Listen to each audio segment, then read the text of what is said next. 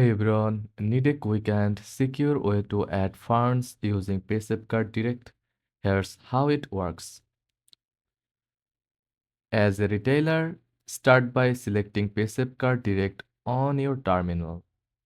This ensures a smooth transaction for the customer. Next, scan the barcode from the Paysafecard app or enter it manually.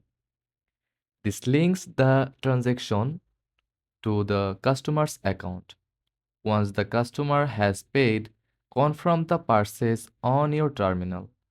This instantly processes the funds. Finally, give the customer their receipt as proof of the transaction. Their funds are now available for use.